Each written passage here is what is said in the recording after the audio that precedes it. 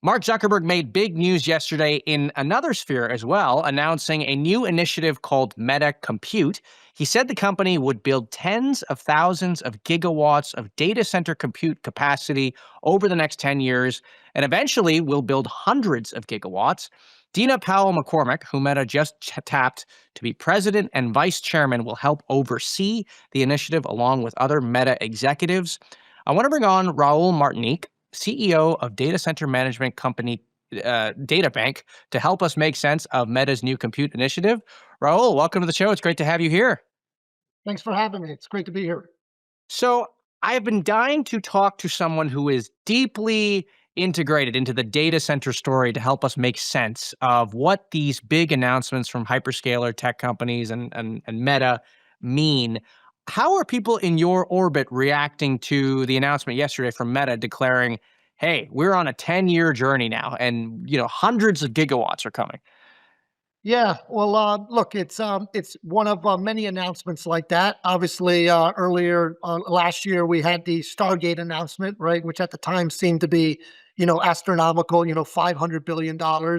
And now we have, announcements like this, and others have also said that. So, I mean, fundamentally, there is obviously a big boom in terms of building data center capacity to support, these artificial intelligence efforts, right?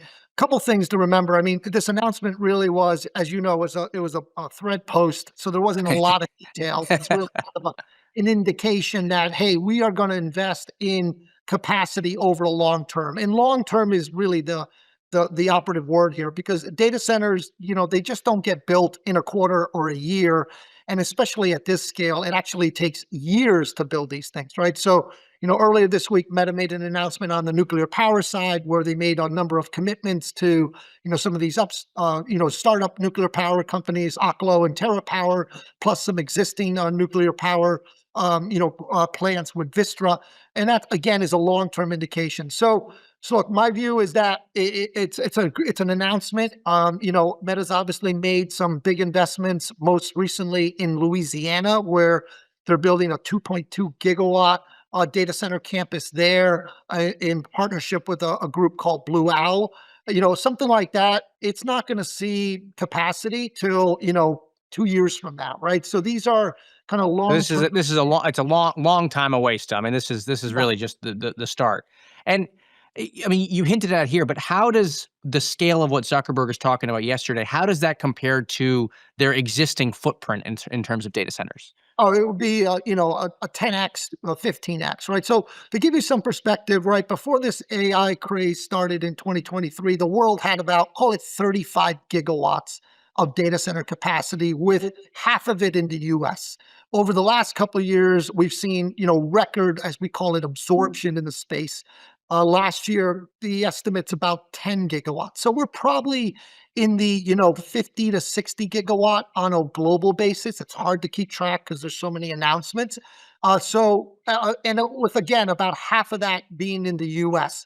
So, obviously, if you're saying you're going to develop hundreds of gigawatts, well, that's, orders of magnitude more than what we have today. But I think we have to step back and say, okay, what is actually this capacity going to be used for, right? I mean, ultimately, we know the state of AI, right? We have a bunch of companies like OpenAI, Anthropic, and Mistral, generating revenue, but these revenue numbers are modest, especially when you compare it to the size of the investments required. So I think we need to, take a deep breath and see how this plays out over the next 12 to 18 months, see how the monetization of this technology emerges. And then I think, that monetization will ultimately have to merge with these investments, because obviously what we don't want is to have, too much investment go into an area where, the revenue can't keep up with it, because, Right. we've seen that film before in 2000.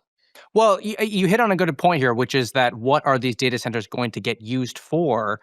One of the things I've been thinking about is Meta has, of course, its ads business. And we've talked a little bit on this show about Meta can use its AI for personal superintelligence and some of its more longer term bets. But then it also has this ad business that can make a lot of use of AI in, what is very much a profitable business for them. To what extent do you think these data centers that the company is building, does it have to be all moonshot bets that the demand is sort of accounted for, or is the ads business and the growth of an ads business? I mean, does that warrant a data center built out at all the way they're doing it? Yeah, that's a great point because when we talk about AI, we tend to not explain too much the go-to-market strategy, and that these large players, especially the hyperscalers and Meta, they all have different strategies around AI. You're absolutely right. In the case of Meta, I see their investments happening in two areas, and Zuckerberg's given a couple interviews where he's talked about this. I mean, they have an incredible ad business, right? There's no doubt machine learning before that. Now, LLMs, generative AI is helping them generate more revenue on the advertising side. So they're going to make investments there.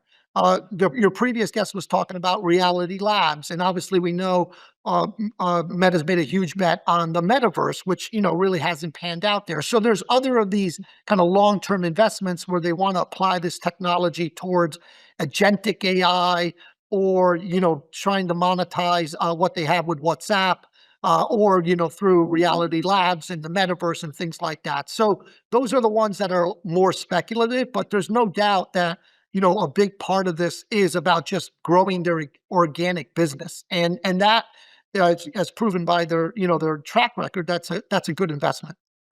I want to ask you about the risks that come with a data center build out of this scale. And here I'm talking not just about Meta, I'm talking about all of these tech companies, big and Yep. small, profitable or not profitable yet, who are building these data centers so quickly. I'm reminded of a project that we had at the information here. We had a database of gigafactories that were involved in building everything you need for electric vehicles and the materials and the batteries and stuff like Yep. that. And look, a lot of those facilities, I mean, they were announced, they maybe started construction, they were scaled back, some of them were shuttered entirely. Do you think that there's a chance here that some of these data centers that are working towards satisfying this AI demand 3 years from now, could we be seeing a similar scenario where these projects are scaled back, or even shuttered? And I say that knowing that at DataBank, your business is operating these data centers. Surely that is a risk that you must think about as you seek to advise people on what data centers they should build and not. Yeah, that's the multi-trillion-dollar question at this point, right? And look, I here's the way I think about it. Long term, there is no doubt in my mind you're going to need more data center capacity. The question is, over short-term periods, 3 to 5 years, how does that supply-demand curve look, right? And that, to my earlier comment, it really you got to follow the revenue here. You got to follow, what is happening with these labs in terms of their revenue generation potential with this technology. And yes, you have a significant amount of capacity being brought online, presumably to support these new revenue streams. If those new revenue streams take longer to develop, well, guess what? There will be a quote unquote oversupply, and we'll end up in a different situation.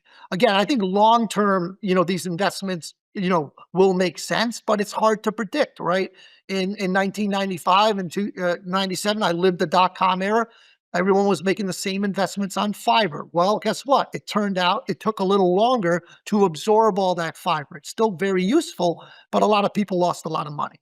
So that's kind of the way we think about it. And at DataBank, we're developing about a gigawatt of data center capacity across our footprint between 2026 and 2030. We think that's a reasonable amount of capacity to bring online, where regardless of kind of that macro supply demand, that we'll find customers for it. And last question for you, as you think about the risks here, you talk about the demand risk, and that is something we'll see how it plays out. There's also what I sort of maybe call construction risk or innovation risk, which is, can you get the power? Can you get the economics of the power to work? We had a founder on the show yesterday who is innovating in the cooling space and finding new ways to cool things. As you think about the risks and where the rate limiting steps are, why these projects could take longer and longer, are power and cooling, are those the two main areas? Are there other areas that we should be thinking about in terms of bottlenecks or rate limiting steps? Yeah, there's a lot of bottlenecks. I mean, obviously, access to power is a big one. But look what's happening, right? Some people are, to get around that, they're going into, 400 miles west of Texas, to be able to access power, right? Location, this is still a real estate business. So location is important for a lot of customers. So that's a constraint. The technical constraints really from a data center perspective, they don't really exist. It's about how you get that more efficiently.